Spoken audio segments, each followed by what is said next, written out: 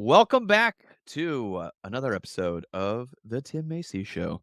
Eric, I really need to work on my radio voice. Like, it's a Yeah, little, your radio face is so spot on, but the radio voice, like, we'll work on it, buddy. I have a radio show in Fargo, North Dakota, and so I can go ahead and dip into the radio voice at 107.9, Tim Macy Realtor, right? and if you guys didn't know, uh, the man needs no introduction. Eric Hatch is on the call on the podcast with us today. Hatch, thank you for hopping on, man. I appreciate you being here. Yeah, buddy. Happy to dance with you. You're one of my favorite people. Well, I appreciate that. I'm sure you said that to all the boys. But let me this is gonna be a fun one. Um, I know where I want to take the conversation. I've got a Okay. I pretty don't I don't know where you're taking the conversation. I'm assuming it's about male grooming patterns, and I'm here to help with all the shaving needs. yes, because everybody always wants me to shave my face whenever I grow my awful, awful beard out. And you know what I love is that I've got two camps of friends, and they're both amazing. And the one camp is the one that just berates me and makes fun of me. And what I find is a lot of my friends, we make fun of each other the more we love each other. And Yeah. so, No, I'd like to be in the camp that makes fun of you, like, the only thing I thought was that more distracting than your eyebrows is your facial hair, so it's yeah, unbelievable. see, that too. Then the other camp is the camp that's nice. Like they don't make fun of you even though they love you. And just the way they try to bring it up is so funny. It's like, "Oh, so, what are you doing with your facial hair there? Is that a thing, or is there a cause you're donating to? Like, why is that on your face?" And that They know kind that of a fun somebody has pancreatic cancer that you're out serving for just with, whatever your mustache Movember you're growing for, right? yeah. No, and I'm just like, "Nope, it's just a poor decision. That's all that is. No other reason." Alright, look, diving in back to what we came here for. Um, I know who you are.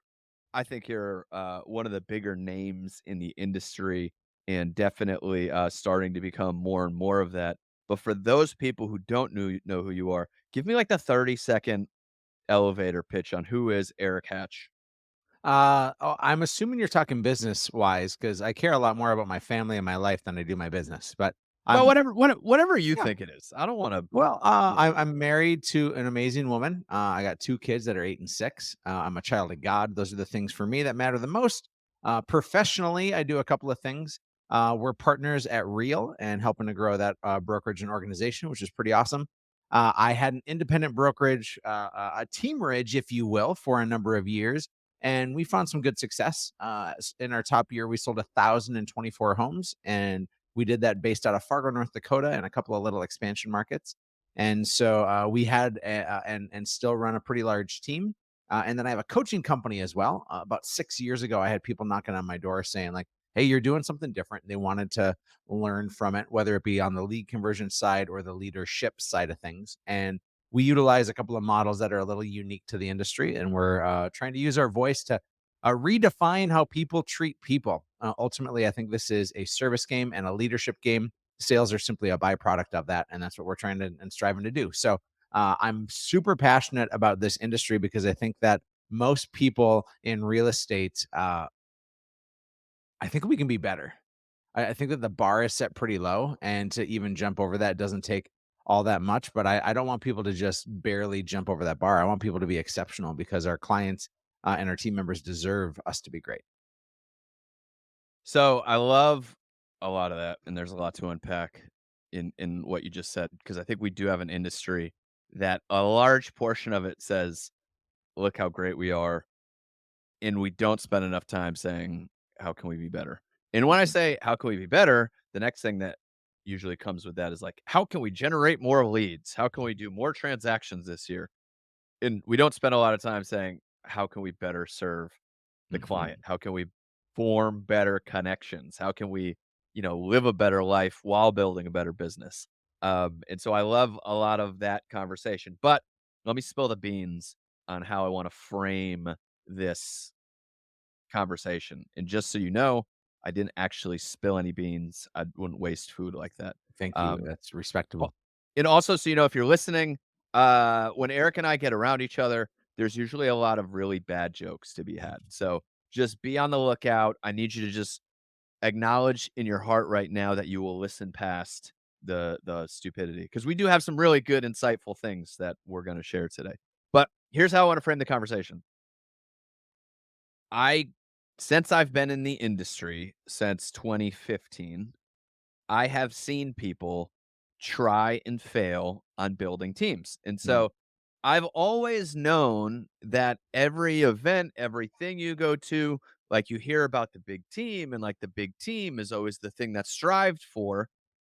And I've always felt that there were a lot of people failing at it and it wasn't a good fit for them, and that there was always this overemphasis on it, where I know a lot of people that just run small little businesses that are more efficient, more effective, and better mhm, than some of these big teams. And so I watched a lot of that, I think, overhype around teams coming up. And then this past fall hit and the business changed and interest rates went up, transactions went down. And I saw a lot of my friends that were building teams and just hit a whole bunch of turmoil, mhm. right? And hit a whole bunch of rough waters. And so what I really want to dive into is I hope somebody listening to this conversation is either in the process of building a team, and we can give them a lot of advice around, things that happen and what not to do, and how to do things the right way. And then also that person that has a business, that has enough of a business where they're like, "Hey, I'm going to start a team." And I want to make sure we give them perspective on if that's something they should move forward with, and if they Mhm. should, how they should do it, or maybe they should just do what I like to call like the SEAL team of you're a solo agent, you've got one showing partner, two assistants, and you're just running a great business. Because it's the messy middle, right? Hatch the Mhm. messy middle of I'm a great agent to building a big team. So I've seen so many people get lost in that messy middle. So that's my framing for the Yeah, conversation. yeah, yeah. I'm gonna hand the football off to you. Uh, I I think I have a unique perspective because not only do I get to coach people who are running teams, and they come to me in that messy middle. They come to me saying like, "All right, I have all these people, but I'm not making the money I should. I'm not getting the time back that I should." It feels like this shell game where you're expecting to get one thing and you actually get another. That's what happens with teams for the most part. Uh, I think that MREA, the Millionaire Real Estate Agent book written by Gary Keller 20 years ago or so, has been the Bible of how to grow a real estate team. And that book will give you all the numbers and the reasons why it should be profitable. Uh, in that is a really difficult value proposition because it shows how to get all these agents, how to make money off of all these agents, but it doesn't show how to get all these agents to sell homes really well, and it doesn't show how do you keep and retain somebody great on a low commission split. And so there's interesting complications even within that. And so most people like me, when you hit a certain point, we first have to say, when should you start a team? I think that that's the piece of like, all right, when should I start a team? And there's a couple of triggers. I think that you can count transactions, and each market's different, right? You live in San Antonio, Texas. I live in Fargo, North Dakota. And so San Antonio is a larger metro with a higher sales price. And so maybe the trigger to start a team, and I'm talking a team means any hired leverage, it for you is 25 to 30 transactions. I'm going to just use that as a rough estimate because your average sales price, Tim, is what, 400,000 or 500,000 bucks in San Antonio? Yeah, well, yeah, it's like 360 or Oh, something okay. now. I expected it to be higher. Okay, but Which is none. crazy because when I first got started, it was like 200. Yeah. Yeah, my average sales price when I started in the industry was $155,000. Yeah, straight cash, homie. And so with all that, let's say 30 transactions is when you should start saying like, I better get some leverage in my life. That's, I think, the first trigger. In my market, my average sales price is about 300. Maybe it's 35 or 40. Nonetheless, uh, you can look at it at a transaction count, but I actually want to look at it as a quality and service count, not to your clients, because I think that we always should have this barometer to maintain a really high level of service. But instead, you should say, well, what's the quality of life that you have? That's the quality that I think we need to pursue more than anything else is, do you have peace and do you have time? Everybody's in a season in which you're trying to struggle and say, like, hey, I'm going to grind right now. But we say we do this for our family, Tim, and then we go and we leave our family to go and chase after business. And it's a drug that so many of us are addicted to. I myself am in Workaholics Anonymous, right? Like it's just this thing where we feel our validation comes from the outside and we say we're working for our family when realistically they need more of our time and attention than we actually give them. And so the quality that we can deliver not only to the service to our clients, but the service to ourselves and our family. And so let's say magically it's 30 transactions, 35 transactions. That's 3 a month is what we're averaging. So if you're for 3 or 4 months in a row steadily putting 3 on the board, you should really be looking to get some leverage in. And I think that so many people read MREA and they say, I'm going to just hire a bunch of agents and I'm going to make a bunch of money. That's the myth of all of this. I want to be really clear. Tim, if I have 5 at bats, 5 people from my sphere, 5 people I've met at open houses, 5 referrals, 5 purchase leads that I know are converting. If I give myself 5 at bats and I'm a good realtor, I'm going to close all 5 of those, right, Tim? Like, oh, maybe 4 out of 5, but I'm going to close all 5 of those. But the new kid that I hire on my team, somebody who has never sold real estate before, my dumb head tells me that I'm gonna put them on a 50-50 split so they get half the commission and I get half the commission. And then magically, they're gonna close all 5. That's what's in my head. So if it's a $10,000 commission, that's $50,000 in commission total. They're going to make 25 grand and I'm going to make 25 grand. And I'm just going to hire 40 agents and I'm going to make $1 million. And I'm going to sit back and put my feet up and sip Mai Tais and have somebody feed me grapes. And I'm going to live this great life. But that new agent's not going to close 5 out of 5. And they're not going to close 4 out of 5. And they're not even going to close 3 out of 5. They're probably going to close 2 out of 5. And there is destruction that happens everywhere. Number one, that client, those 5 clients, do they get a 5-star service? No or no? And the answer is no. They don't. They don't get amazing service. 3 of them walked away and said, "Oh, this guy doesn't know what he's doing anyways." 2 of them stayed with, but they didn't have a 5 out of 5 experience. And so the likelihood of them being referral sources later on and being repeat clients is slim and none. Now that agent got thrown and thrust into this industry and they got undertrained because I was busy chasing after other things because I don't have enough time to train them exceedingly well. Or I put them in front of a TV screen and expected them to be great at what they did. I told them, "All right, go watch this YouTube video and then go sell some houses." It's an irresponsible way to lead people, right? Remember, I said that my passion is to redefine how people treat people, and in this industry, how people build teams is irresponsible. And so you throw them to the wolves and they have a bad experience. Your clients have a bad experience. And then I all of a sudden look around and I said, I could have made $50,000 if I kept those 5 transactions myself, but instead I made 10. And 10 grand on the time, the risk, and the opportunity there is a terrible business investment.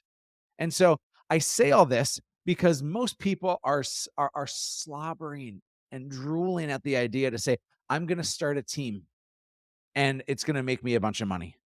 When realistically, starting a team for people makes them less money and costs them more time.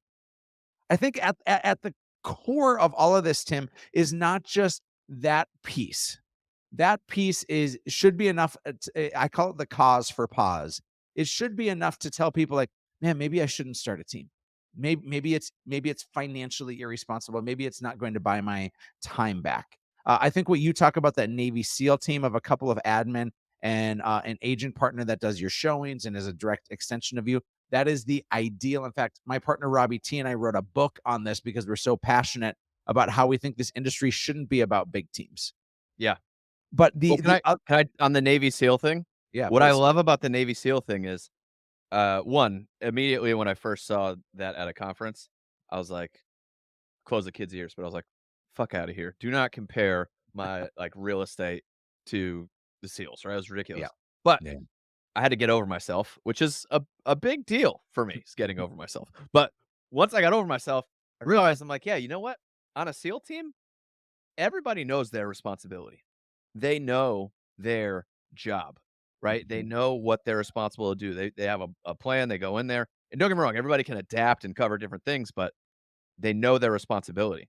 And that's the biggest thing that I love about what you're talking about is Yeah. when you bring on a new agent on a team, we expect them to be able to do all of the responsibilities, all of them, right? They're supposed to show houses, connect with clients, negotiate a transaction, all the things. And it's ridiculous. And Mhm. so yeah, that was my one thought. But keep going because I Yeah. love listening to you talk.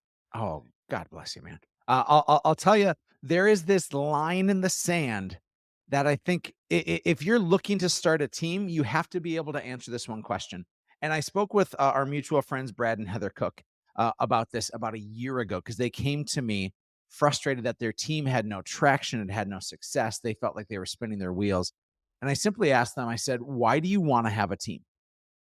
And if your answer to it is, I want to make a bunch of money and I want an easier life and I want. If your answer is, I want, and it's not a wrong answer. If your answer is, I want, I can promise you the runway that those people will have that come and work with you, they're actually working for you. And your value proposition is tied to leads. And that's the worst value proposition in this industry is when it's tied to leads. I'm going to share a story in just a moment that will hopefully paint that as a clear picture. Now, on the other side of the coin, if you say, I want to lead people, I want to make a huge difference in people's lives, I want to impact folks. I love leadership. I love developing folks. I love changing someone's stars. If that's why you want to start a team, green light, go get it. You will find that your time invested will be slow to start, but it will reap amazingly beautiful rewards for you down the path. So, if you want to grow a big team, a mega team, and your passion is service to others, by all means, go and do it. However, if you're saying, I want to grow a team because I want more time, I want more money, and I want all these people to work for me, and that's not a wrong answer. I think that you are leading yourself down a path that's going to be more destructive and full of interruptions and full of chaos than it will be successes. I think that you're going to spin your wheels and you're not going to find your traction. So, Tim, here's what happened. Last year, 2022, we had a full squad. We were about 55 people for my team, right? I had about 35 agents and 20 support, ISAs and admin, like super, super staff heavy. We had sold 1,024 homes. Our GCI was over $7 million in 2021. I was on cloud nine. And gang, my profit margin on that was like 13%. I made $1 million, which is super cool to say. I made $1 million from my team. But a 13% profit margin is not sexy. I was risking $230,000 a month to run my team.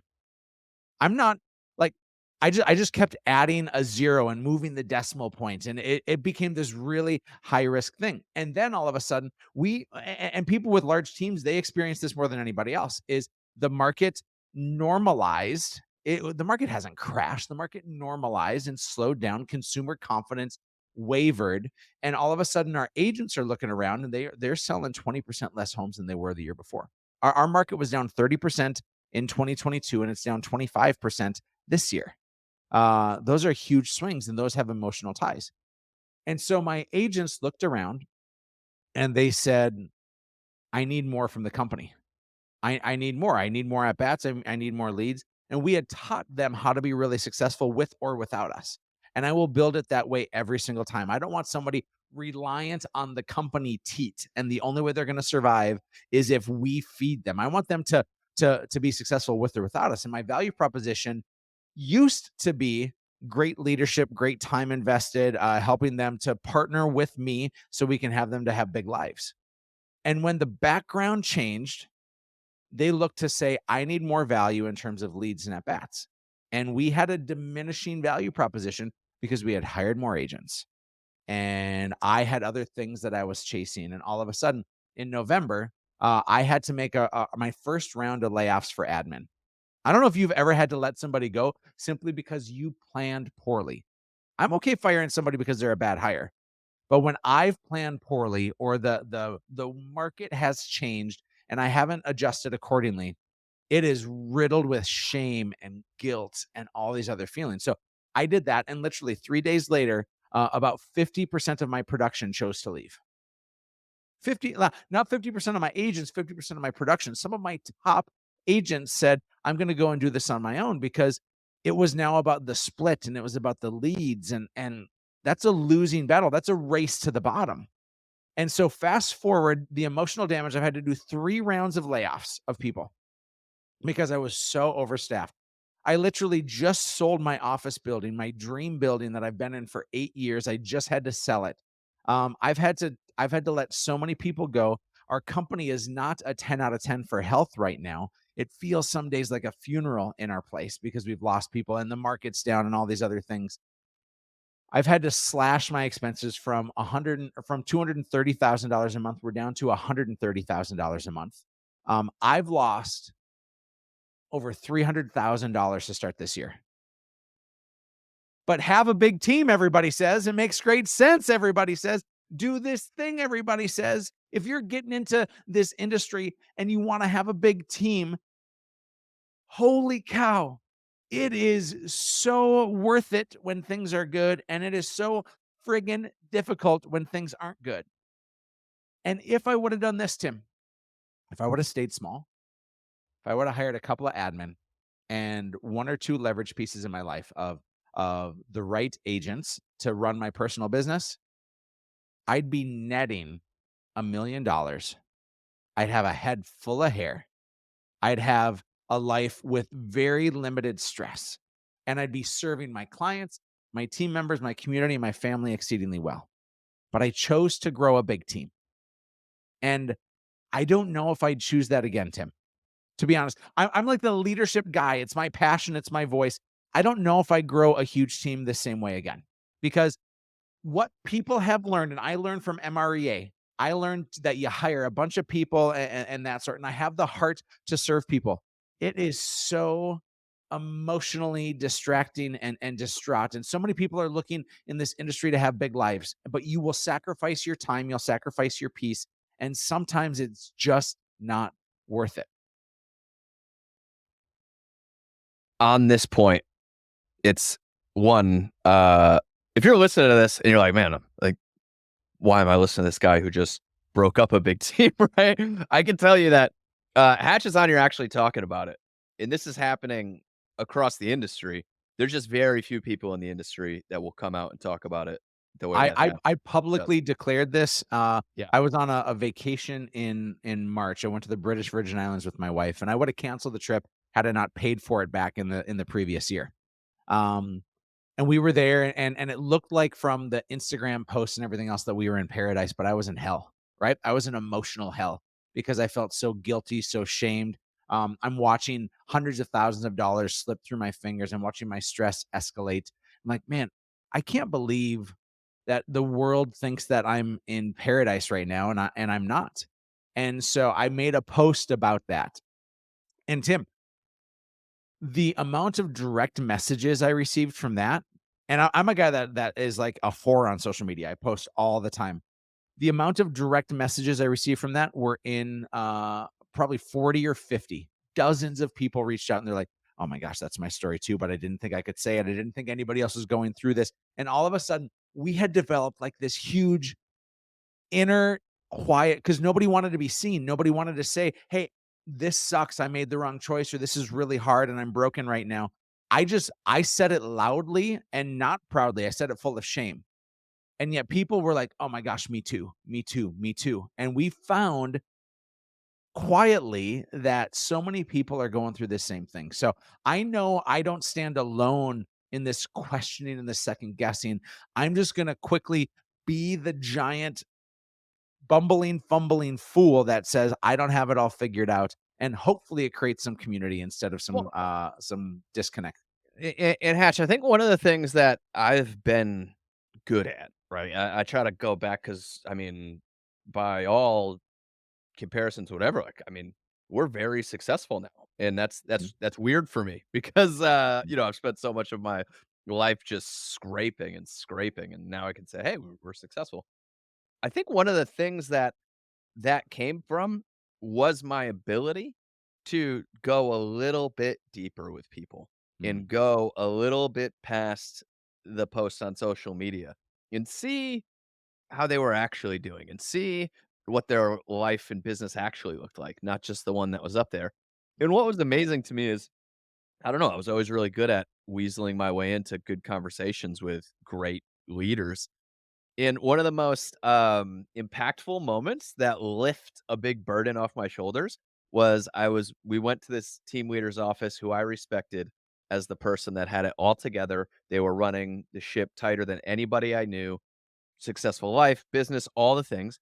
And then I sat down with them and they looked at me and was like, "Oh my god, like everything's just falling apart." And I was mhm, like, "Oh, wait a second. mhm, Nobody actually has it together. Everybody's constantly trying to figure this out."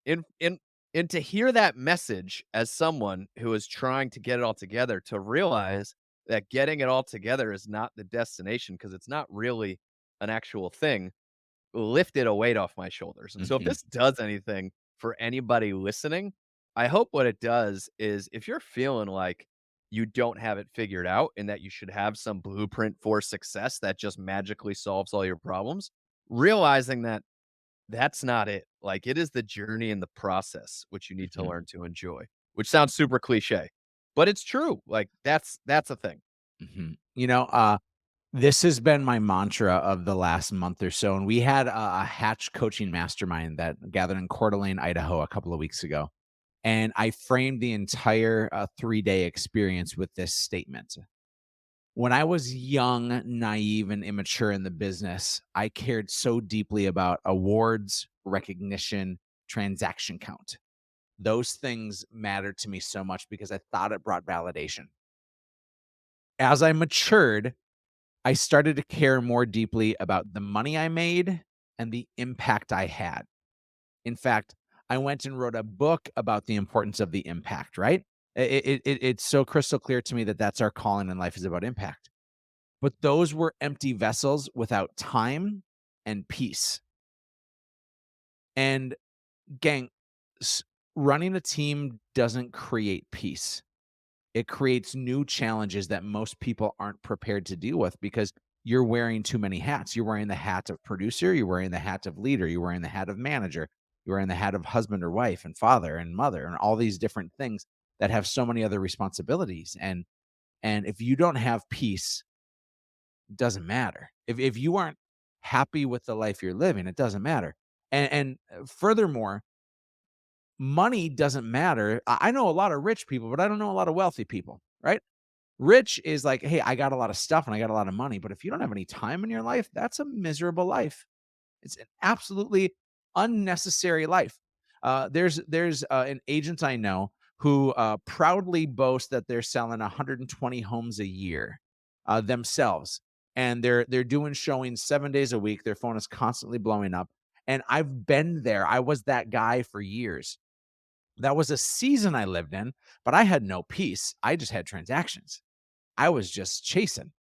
And the life that I love now is when I go to my lake place for 5 days and I don't have to check my phone and I don't have things interrupting, so I can hang out with my kids. And you're sitting on the New England sweet life right now, Tim, just living your best life because you have time and you have peace. I mean, unless it's just assumptive and you've done the team game, you've done the chasing really hard, and those things are all necessary in seasons.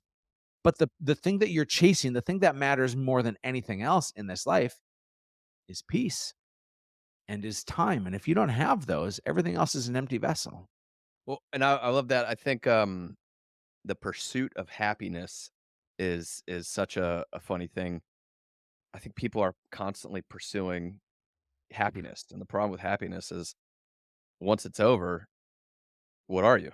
Mhm, You're no longer happy. Like, milkshakes make me happy. I drink mhm. them, they taste amazing, and then afterwards, what do I get?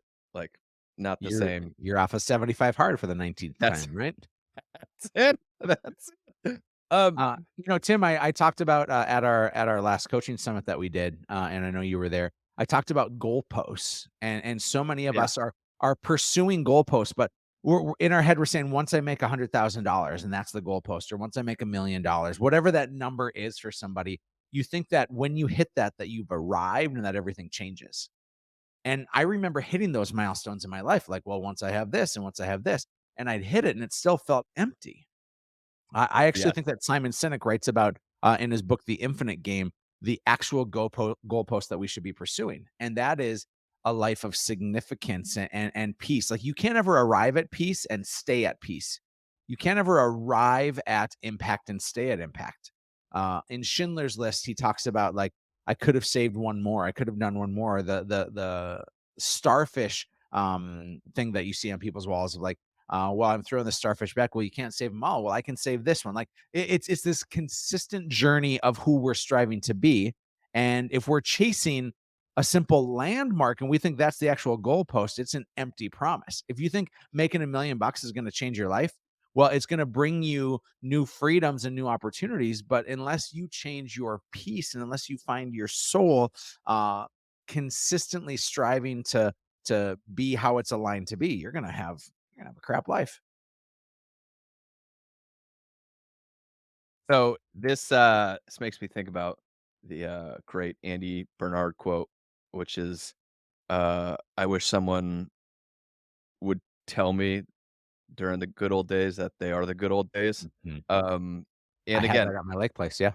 yeah, and I think we are in it and we're striving for this thing. And like you said, we have this idea that when we hit this goal, when we build this team, when we make some sort amount of financial gain, that is going to bring us this thing in our life. And I can tell you it does to some degree, but if you can't learn to be at peace with where you're at, you're not gonna be at peace when you get to where you wanna go. So you wanna build a big team, you wanna make more money, like, your relationship problems are not gonna go away. Your Mhm. ability to connect with people is not gonna go away. Like, all the things that really affect your life don't really go away, and I think that's one of the most depressing things in this business is you're starting out and you're like, "Oh, man, if I could sell 50 homes a year, I wouldn't have any problems, like, my life would be great," and then you sell 50 homes a year and you realize you have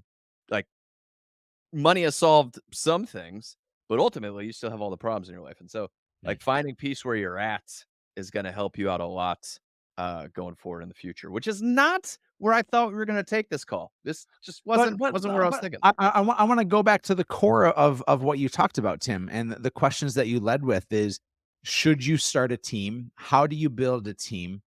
We have to understand why you want a team. That's the line in the sand that I think is so important for people to study is, if you want a team to make more money, for most people, for literally 99% of people, it's not going to make you more money. Your fastest way to making money is production. And the best producer I know is you, not the new agents that you hire, not the ISA that you hope to fill this magical role that can do things that you can't do. Like, you're the best possible way to make more money. And so build leverage around that, because you should be pursuing money and impact with the foundation of peace and time. And a small team gets you more time. A small team helps you to find peace. A large team creates new challenges and obstacles. And it's okay if you want to go down that route. Just heed warning that it is a bait and switch thing in this industry. Most people Yeah, that have large teams have small profit margins. They literally have more money, more problems. yeah. And so heed caution. I'm not saying not to do it. I'm going to continue to do it. I love my team. I'm committed to them. We're going to find a way to win. But my world is so much more complicated than it needs to be because I've gone down this path. And if you are where Tim said, if you're thinking about starting a team or you're in it in the early days, let this be cause for pause and pump the brakes. Consider why you're doing what you're doing and make sure you're pursuing the right things. Because if you're pursuing the wrong things, I think you're setting yourself up for a really chaotic, frustrating journey. And to get into, like, the weeds a little bit more, I think that, you know, we build a team before we really have our business nailed down. And then Mhm. you're bringing people in to just a total mess, you know? And I Mhm. think one of the biggest things that our agents could spend a lot more time doing is working on the processes in their business. So when they do bring somebody on, they're bringing somebody into something that is a business. And that's the biggest failure point I see is agents, they bring in an agent and they don't have any systems, anything set up for that agent. And then that's a cause for failure. Mhm, mhm. Uh, right now is a rebirth and a restart for so many people, Tim.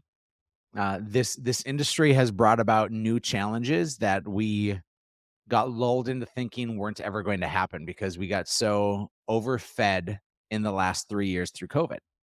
Now, this is a separation season for people, and the separation season of getting really great at a couple of things is going to help you to stand out. And so, if you're similar to me and you're on the struggle bus right now, that the groove is not what it once was, that you're not maybe selling as many homes as you were. This is right now a chance to realign. It's a chance to start over. It's to learn from your mistakes. And what I would commit to it would be two things. The very first is that you have to take the giant goal that you have. If it's you want to make $1 million, you want to sell 100 homes, like whatever it may be, you have to dumb it down into something really simple. I'm not a smart man, but I know what love is, and I will tell you this: is if I didn't expect a Forrest Gump quote, but we got it there. Uh, if you're going to strip it down, you just need to figure out that you need to win the morning. That's it. A 2.5 hour session. Win the morning and don't overcomplicate it. The first thing you need to do is you need to practice. You need to role play. Literally, I think that most people right now, Tim, are super under practiced, and there's new challenges, and we're practicing on our clients, and we're wondering why we don't have great efficiencies. Is because our clients are more complicated right now because the world is more complicated, and we have not sharpened our swords well enough yet. And so just start your day off every day and practice for 30 to 45 minutes. Role play with some people, work through scenarios and find a way to sharpen your sword. The next step after that is really simple is you lead generate. No distractions. We are so quick to say I'm doing lead generation, but we allow our email notifications to be up. We allow social media to distract us. We allow any phone call or text message, and we don't go in with a plan. Literally dumb it down, simplify your life, and just do an hour of focused lead generation. This is planting seeds for future business. And then the last part of that, so you first practice and role play, you then lead generate, and then you do lead follow up. This is anybody who has maybe raised their hand or engaged, but you're not showing houses, you're not dealing with inspection contingency removals, you're not negotiating on properties. You're working to get people off the fence and get them to start looking at properties. And I promise you, a 90-day discipline commitment for this will change the rest of your year and set you up for next year because people right now, Tim, I remember I said there's two things. The first is people are stinking at their mornings, but people right now are missing number two. And number two is so not sexy. It's not. The first thing I talked about was discipline, right? You have to have discipline for your morning to win it. The second thing you need is consistency. Time over task over time. Whether you are a team leader, what you're probably inconsistent with is regular accountability and regular one-on-ones and regular trainings and regular check-ins and regular having hard conversations. We pussyfoot around it and we dip our toe in and dip our toe out with leadership. We also do the same with our lead generation or lead follow-up and our role playing as we dip our toe in and then we dip our toe out. Literally, Tim is the king of 23 hard. 75 hard. I don't know. I don't know if he's king of. You're the king of 23 hard because you see the discipline that you need and you give consistency for a little bit and then life happens, right? I promise you, for all of you, life will happen. 75 hard is this wickedly hard restart. If you fail once, you're back to zero. And I want to challenge those of you listening or watching right now that your business doesn't have to start over. Because what happens, and I've done 75 hard a couple of times, did it in full, and then I did it in part. And I fell off once. And then what happened was I went to the milkshakes Tim talked about, and I went back to the bad habits. And instead, if you fall off one meal, if you fall off one morning, if you fall off and don't have your discipline for a day, start it the next day And it's not a complete and total start over where it's like, "Oh, I'm gonna derail myself." Instead, it's, "I fell off the wagon once and I need to get back at it again." And so it's discipline and consistency. If you do that regularly, you are gonna have a hugely different life, whether it be through leadership or through production. So I love that because we have, it's funny you're joking about it, but I did what I called 75 fail, which was I missed a day, I fell off, but I did. I kept going, and it was amazing the results I got Unbelievable, by like, ho you lost weight, you felt better, you yeah. looked better, you were stronger, you slept more, you were more focused. All those things were byproducts of even though you failed a couple times in the process, yes? Yeah, and I think, like, I love the whole mega discipline, you have to do it for 75 days straight to accomplish the thing, like, that part's great. On the same hand, like you said, I fell off a day, and then I was just like, "You know what? I'm gonna keep going, and I'll call it 75 fail instead of Mhm, 75 hard." And I did, it was great, and it gave me all those benefits because of the fact I just got back on the horse and stuck to it consistently. mhm. And what's funny is, I look at, I did the 5 AM club for, God, like 4 or 5 years, like, I led Yep, the 5 AM club, for Central Time, and ooh, you just got dark and interesting. So, and I led the you 5 just AM do. club, and if you're listening to audio, so you can't see it, but Hatch's, like, lighting turned off, so now he's got this mysterious look to him. But not to get distracted, like, what that did for me every single day was not this didn't feel like a life-changing thing. But when I look back on how much better my business and life is because Mhm, I did that for 3, 4 years, it's amazing. It's mhm, unbelievable the amount of stuff that came up from having good mornings every morning consistently for 3, 4 years. Like, mhm. the impact, goes back to the thing we underestimate what we can do in 4 or 5 years, but we overestimate what we can do in 1. Yeah. It's the little things, and we want the big results quickly, but the consistency over the long term is what pays off. Mhm, mhm. I want people to hear the leadership lesson in that too, is, as we talk about teams, and I wanna tie it back together. Oh, lost my light again. As we talk about those things, when it comes to leadership lessons, where most people fail is consistency with leadership, consistency with accountability, consistency with having those hard conversations with folks. And we are ripe with opportunity if you do choose the path of going towards building a team. And remember, it's to help them succeed, not to help you succeed. And if that's the case, if you're going to do it right, it means that you have to show up with more discipline and focus as a leader than you probably do as a producer. Because real estate's easy, but people are complicated. And so you have to work those inner workings and just understand the psyche of what your people are dealing with and meet them where they're at and help them to get to the next place. And so the leadership journey is exceedingly more difficult than the production journey. And yet for me, it's still more rewarding. So I wanna summarize a couple things, couple thoughts that I have after this conversation. One is, for me, don't start a team to solve your problems because starting a team is going to bring you That's a great more statement. problems. Like, have a business that you feel like is together and your cup is overflowing and you're saying, "Hey, I can bring more people in to this thing that I have somewhat together." Mhm. But yeah, starting a team is going to bring you more problems. The other and you need to be good at solving them. The other thing is that being at peace now is important because Mhm. if you're chasing a goal thinking it's going to solve your problems, like, you have to be at peace now. And then the bigger thing is, starting a team has to be about being better for other people, not better for yourself. Like, Mhm. servant leadership, in my opinion, is the only way to go. And look, I know a lot of great agents that just, look at it like, Why would I go do this for somebody else when I could do it myself?" Like, you have that mentality where it's maybe you should just do a really small SEAL team because if you're gonna do a big team, it has to be because you just love watching other people succeed. Mhm. And that's not Mhm. something that's in everybody. Like, not everybody has that, and that's fine. Like, that's not, you don't need to have that. I just think if you're gonna start a big team, you gotta have that. Yeah, yeah. I wrote this down as you were talking, and I'm not 100% sold that this is an accurate quote, but it feels good, is you don't find peace by adding more. I actually think peace comes from subtraction and not from addition. Yeah. Does that feel good? Uh, yeah, I can wholeheartedly agree Mm, agree with that. That's, yeah. yeah, no, that sounds really good.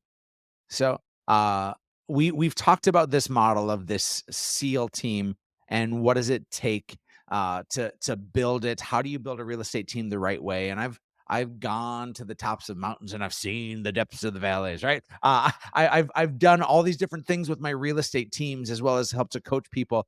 And we created a resource that I'd love to give away to your listening audience. I'm not even asking permission. I'm just going to do it. Of Find course. me on the Instagrams, real Eric Hatch. That's Eric with a K, real Eric Hatch, and just DM me one word. You just have to DM me the word blueprint. Don't put anything else in there because the AI will take over when it sees the word blueprint, and you'll get instructions on how you get a free copy of our book, The Perfect Real Estate Agent Blueprint. So DM me on Instagram, real Eric Hatch with a K, and we'll get you that book. And I will say, I think we talked a lot about feelings and ideas and very high level stuff on this call, which hopefully made an impact. But I can tell you, I've sent Eric's book to a lot of our agents because of how tactical it is. And I do love that book for very tactical, like how many agents, how many deals you're doing before you bring on an agent, what your salary should be. Like it is the most in depth book around building a team in detail that I've seen. So we were a little wishy-washy today. We were a little like hugging it out today. But if you want tactical, Yeah, buy his book. I've sent it to a bunch of people because I really love it. So thanks, buddy. my last question is favorite quote? All right. My favorite quote comes from maybe the best TV show of all time. It's called Boy Meets World. And in Boy Meets World, it's at the graduation day for Corey and Topanga and Sean, and they asked Mr. Feeney for some advice. And of course, Mr. Feeney was their neighbor, their principal, their teacher, their college professor, all these different things. Um, TV magic at its best. But Topanga says, "Hey, Mr. Feeney, do you have any final advice for us?" And he says, "Do good." And she says, "Mr. Feeney, don't you mean do well?" And he says, "No, I mean do good." And I got to tell you, at the core of everything we have, at the core of everything we are, it doesn't matter if you're not doing good. We are called to serve this world, and that's where I found my peace. That's where I found my joy. That's where I found my biggest opportunities. Is when I pursue doing good more than making lots or more than being the best. The best for me is the person that's the goodest. Yes, goodest. I love that. I love that. And best place for people to connect with you, best place for people to find you. Yeah, find me on the Instagrams. Again, real Eric Hatch, Eric with a K, real Eric Hatch on Instagram. Hatch, man, I appreciate you being on. I appreciate you giving us some of that perspective and advice because I think it was pretty impactful. So thank you for being on, man. Can't wait to see you on the next trip we do or the next event we do together. Love you, buddy. Good luck with that facial hair. Yeah, all right. We'll see you on the next episode. Keep listening. We got a good one coming up. I don't know who it is, but it's gonna be good.